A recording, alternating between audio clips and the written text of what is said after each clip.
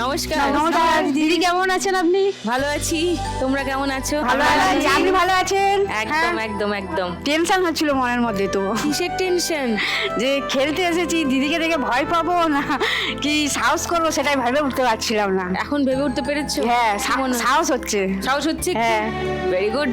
চলো একটু আলাপ করি আগে সবার সঙ্গে। রিপা, নমস্কার। নমস্কার সুদীপ্তা দি, আমার নাম রিপা রাজবংশী। আমি বহরমপুর মুর্শিদাবাদ থেকে এসেছি। আমি একটা নার্সিংহোমে সিকিউরিটি গার্ডের কাজ করি। বাহ। আমি একজন সিঙ্গেল মাদার। গুড। পাপিয়া, নমস্কার। নমস্কার সুদীপ্তা দি, আমি পাপিয়া মণ্ডল, ডায়মন্ড হারবার, দক্ষিণ 24 পরগনা থেকে আসছি। আমি লোকের বাড়ি কাজ করি। কি কাজ করো? জল তোলা, বাসন মাজা, এইসব কর্ম ওকে করি। ওকে। মৌমিতা। নমস্কার সুদীপ্তা দি, আমি মৌমিতা মণ্ডল, আমি বোলপুর বীরভূম থেকে আসছি। আমি এমডিসির গয়না বিক্রি করি, আর আমার সঙ্গে একটা স্ক্যাম হয়েছিল। স্ক্যাম হয়েছে? হ্যাঁ। আচ্ছা শুনবো, দাঁড়াও আসছি তোমার কাছে। নমস্কার সুজিতা, আমি অপর্ণা ধর। আমি একজন আয়ার কাজ করি। উত্তর 24 পরগনা থেকে আসছি, নীলগঞ্জ বারাসাত। আচ্ছা।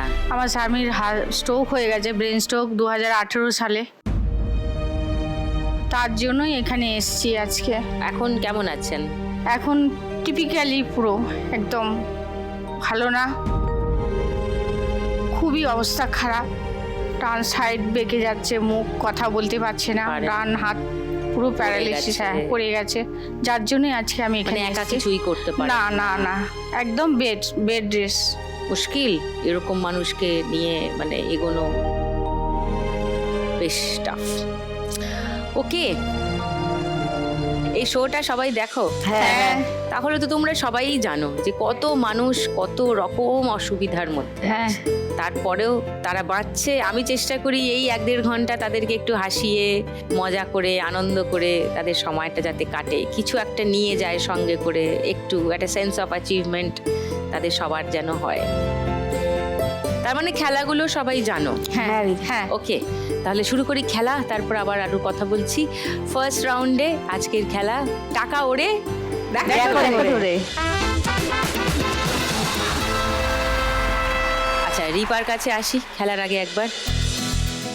তোমার এই সিকিউরিটি গার্ডের কাজ কতদিন হলো করছো রিপা? 4 বছর হয়ে গেল করা। 4 বছর। আর তুমি সিঙ্গেল মাদার কবে থেকে? সিঙ্গেল মাদারও 4 বছর, আমার স্বামী চলে যাওয়ার পর থেকেই আমি এই কাজটা করছি। শুরু করেছো। কত বড় বাচ্চা তোমার? বড় মেয়ের বয়স হচ্ছে 8 বছর, ছোট মেয়ের বয়স হচ্ছে 6 বছর। 8 আর 6? হ্যাঁ। তারা তো ছোট ছোট। তার মানে হ্যাঁ ছোট। তোমার ডিউটি আওয়ার্স কি? ডিউটি আওয়ার্সে আমি মায়ের বাড়ির সামনে থাকি। আমি যখন ডিউটি যাই তখন আমার বৌদিদের কাছে রেখে দিয়ে চলে যাই। বৌদিরা দেখাশোনা করে? হ্যাঁ, বৌদিরা দেখাশোনা করে। তারা ভালো তার মানে? ওকে। তারা খুবই ভালো। তোমার বিয়ে গন্ডগোল হলো কি করে? বিয়ের গন্ডগোল, আমি ক্লাস 9-এ থাকতে থাকতে আমি নিজেই বিয়ে করেছিলাম। বিয়ের পর বড় মেয়ে তখন পেটে আসার পর থেকে তখন থেকে একটু ঝামেলা চলছিল। বড় মেয়ে হয়ে যাওয়ার পর বড় মেয়ে বড় হলো, তার ছোট মেয়েও পেটে আসলো। ছোট মেয়ে পেটে আসার পর সেই মারধর করতো, খেতে দিত না, সারা রাত বাইরে বের করে রেখে নিজে দিত। পছন্দ করে যাকে বিয়ে করলে সে মারছে কেন? কেন এখন? এবার আমি তো নিজে থেকে বিয়ে করেছি, এবার ওরা হয়তো জিনিস চাইতো, আমি সেটা বলতাম যে আমি কেন নেব।